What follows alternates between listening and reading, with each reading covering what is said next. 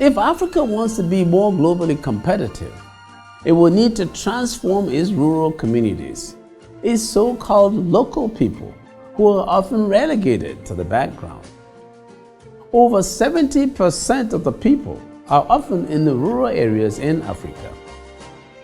We need huge investments in them. Professor Eric Maskin is a Nobel laureate economist and a professor from Harvard University.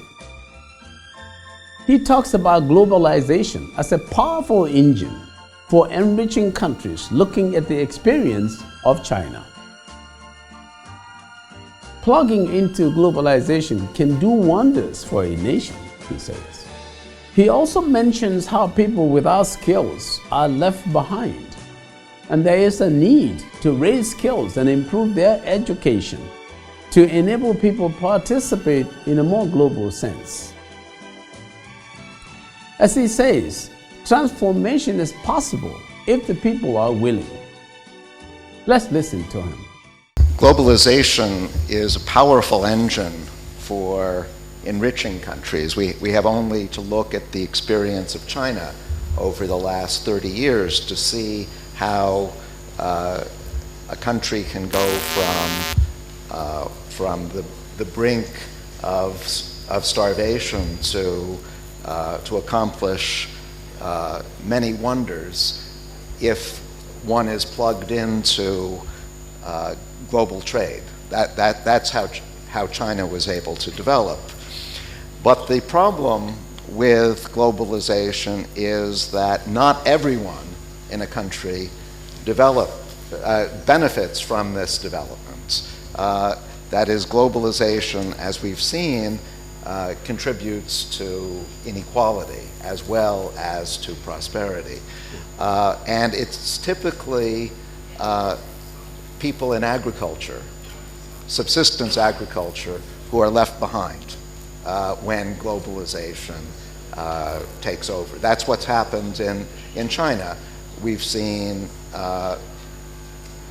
hundreds of millions of people raised up from poverty, but there are equally many people who have seen their lives change little, if at all, over these last 30 years.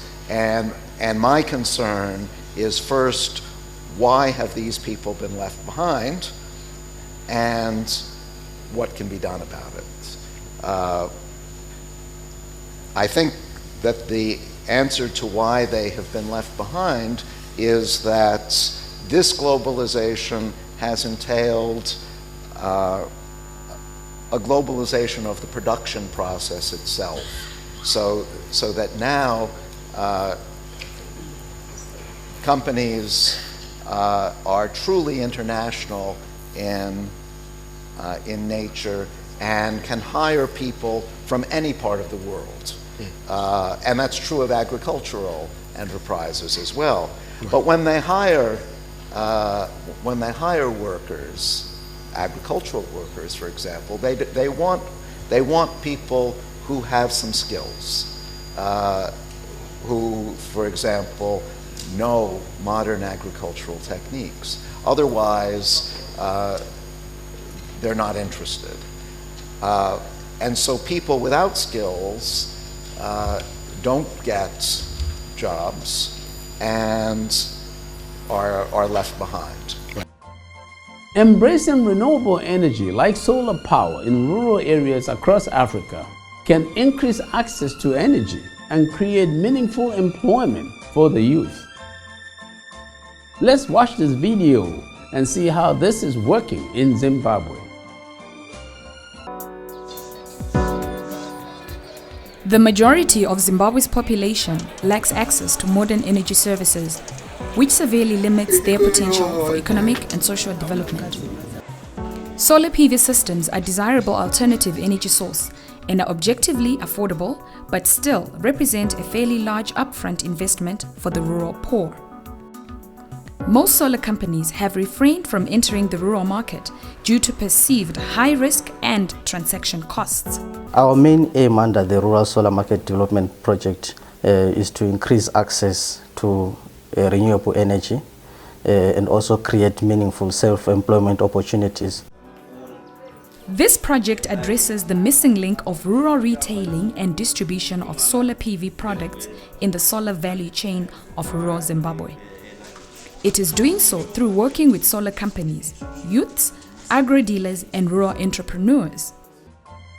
We will next listen to Akimbumi Adesina, President of the African Development Bank. He speaks about the importance of long-term planning that are implemented in a sustainable way to bring about noticeable development. Investment in science, technology, and innovations can also bring great achievements. He also talks about how changing of one's mind with dedication can bring a person out of poverty. But let's first look at this.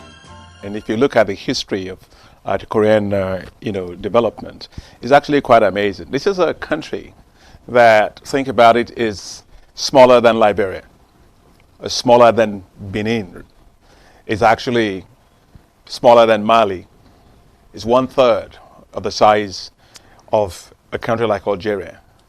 And in fact, 32 countries are bigger than Korea. They were in the 1960s, the same, per capita GDP was maybe a little bit about $200 or so. Today, you take a look at them, per capita GDP, $26,000. And so how did they do it? They call it the miracle of the Han River.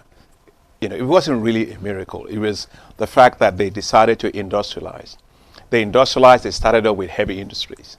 They went to light manufacturing. Then they moved up into a more high-tech, value-added industries. And today you have the Samsungs of the world. Everybody carries a Samsung. You look at the LG, televisions is all made here. You look at all the Hyundai, all the cars are made here. What did they do and how did they do it? I think first and foremost is the importance of long-term planning. The second thing I think is very important is to have very clear industrial policies that are implemented in a sustainable way. It's not start today and tomorrow then you don't know what you're doing, in a very, very sustainable way. The third is heavy investment in science and technology and innovations. And finally, I think, for me, the most important thing for them is the mindset matters. When you're really tired of being poor, when you say it's time for me to really develop and give myself wealth, then you're going to start industrializing. No other nation in the world, no nation, in fact, no single nation in the world has ever gotten out of poverty into wealth without industrializing. The Koreans decided they were going to do it, and they got it done. So the mindset and commitment, very critical.